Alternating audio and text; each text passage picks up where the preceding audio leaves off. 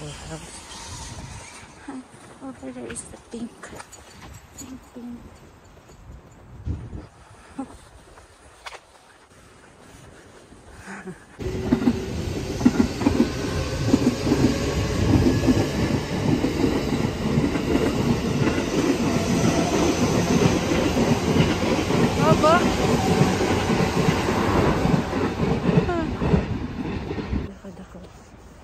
Ako ay umuwi ako dahil doon na naman ako nilagay.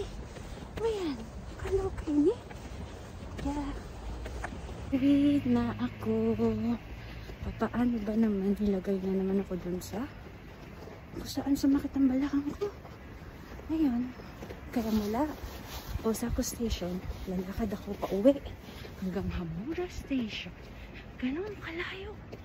Isang station. Okay, bye! Kaya habang magsa-sightseeing tayo, first time ko maglalakad dito sa street na to. And, yeah, ang cute.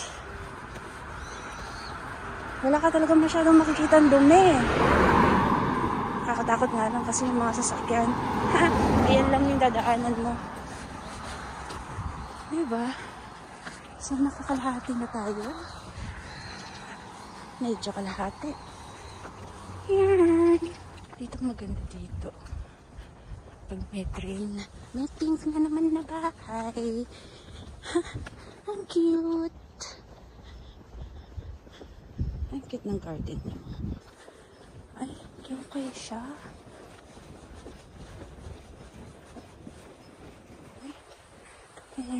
In the middle of Tokyo. Yeah. Ang cute. Sampayan siguro to. Ay, ang cute ng bahay. Ay. Meron pa dito. Cute. Mga bagong ginagawa ko. Train is coming.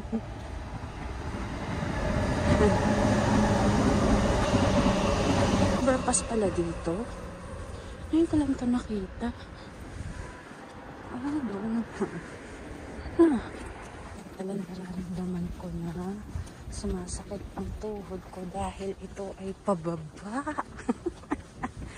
Ay, kaloka ini.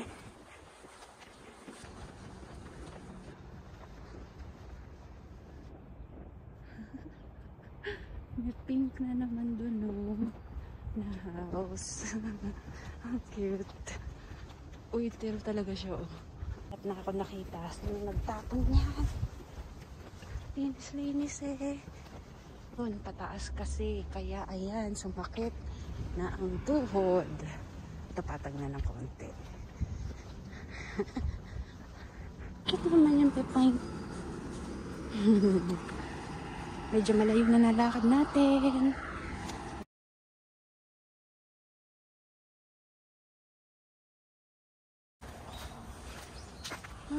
Wow, so beautiful here. Hi.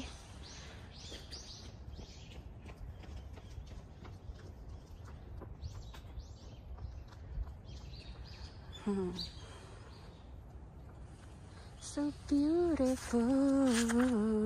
Uwi na tayo. Gonna thank you. Domo arigato.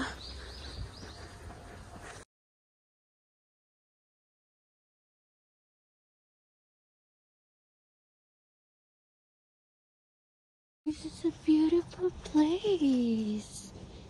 Wow. Naka-Italia ng dating. Galing niya. Okay. Kulit. Okay. Nakita ko sa coffee shop. Nakapila na. Sumasarap dyan. Okay. We are near. Hanggang dun yung parking ng bisikleta. Tapos dun sa kabila. pink ulit.